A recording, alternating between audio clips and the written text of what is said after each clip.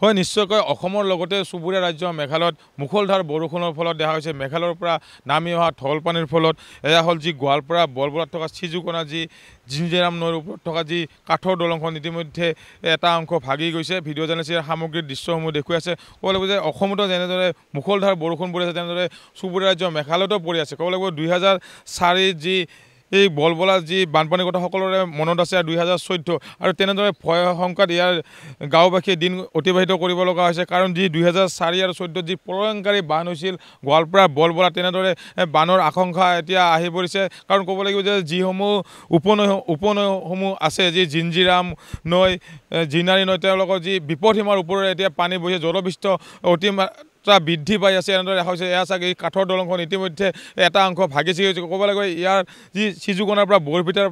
লগত প্ৰায় 10খনকৈ গাঁৱৰ লোক এইখন কাঠৰ দলঙেৰে অহা যোৱা কৰিব লাগে তেওঁলোকৰ যাতায়াত ইতিমধ্যে বিচ্ছিন্ন হৈ পৰিছে ভিডিঅ' জাৰ্নেলিষ্ট ইয়াৰ সামগ্ৰিক দৃশ্য প্ৰতি নামৰ দৰ্শক দেখুৱাইছে ক'বলৈ উজনিৰ পৰা নামনিলৈ যিহেতু বানৰ এতিয়া সংহাৰী ৰূপ দেখা হৈছে গোৱালপাৰা বিভিন্ন মথাউৰি ইতিমধ্যে ছিগি পানী সোমাইছে মইনামতি মথাউৰি কৃষ্ণাত কৰে বলবৰা জিনাৰী নৈত থকা মথাউৰিতে ইতিমধ্যে পানী সোমাই বহুকেইখন গাঁও ন অঞ্চল ইতিমধ্যে প্লাবিত হৈছে ভিডিঅ' জাৰ্নেলিষ্ট সামগ্ৰিক দৃশ্যসমূহ দেখুৱাইছে কেনেদৰে পানী আহি আছে মেঘালয়ৰ পৰা আৰু এনেদৰে মেঘালয়ৰ পৰা পানী নামি অহাৰ ফলত এই দলংখন ইতিমধ্যে ভাগি গৈছে মই ইয়াৰ স্থানীয় লোকসকলৰ লগত কিছু কথা বুলিও যত্ন কৰিম মই আপোনাৰ কাষত আহিছোঁ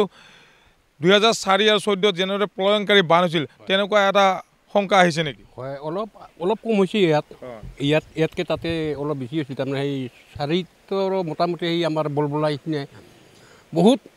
মুছলিম মানুহকেইটা মাৰা গৈছে আৰু 14তো মোটামুটি আমাৰ এইটো মাথাউৰিবিলাক বহুত ভাঙি চিঙি পিছত মেৰামতি কৰা হৈছে যদিও ইমান ঠিক হোৱা নাই আৰু লগতে আজি এই যোৱা ৰাতি 8টামান বজাত ঠিক এইটো ব্ৰিজটো ভাঙি গৈছে আৰু আপোনালোকৰ আহিছোঁ কিমান কেইখন গাঁৱৰ মানুহ অহা যোৱা কৰে এই দলংখনৰে আমাৰ এই দলংখনৰ মানে আজি 10খন গাঁৱে অহা যোৱা কৰে আৰু তাৰ এই আমাৰ মানে ল'ৰা ছোৱালীবিলাক ছাত্ৰ ছাত্ৰীগিলা স্কুলত যাব নাপা হৈছে আমাৰ বহুত মুস্কিল আছে এই দলংটা ভাঙি এৰ ছাড়া আৰু তাৰ পাছে মানে খুব মানুহে হাহাকাৰ লাগি গৈছে এই দলঙৰ কাৰণে এই দলং ভাঙাৰ কাৰণে মেঘালয়ৰ পানী খুব বানপানী মানে মেঘালয়ৰ পানী নামিছে আমাৰ দলংখন ভাঙি গৈছে আপোনালোকে মানে ব্যৱস্থা কৰিব লাগে আমাক কি ব্যৱস্থা কৰিয়ে মানে দিব লাগে আমাৰ ছাত্ৰ ছাত্ৰীবিলাক মানে স্কুলত যাব নাপা হৈছে সেই দলংখন ভাঙাৰ কাৰণে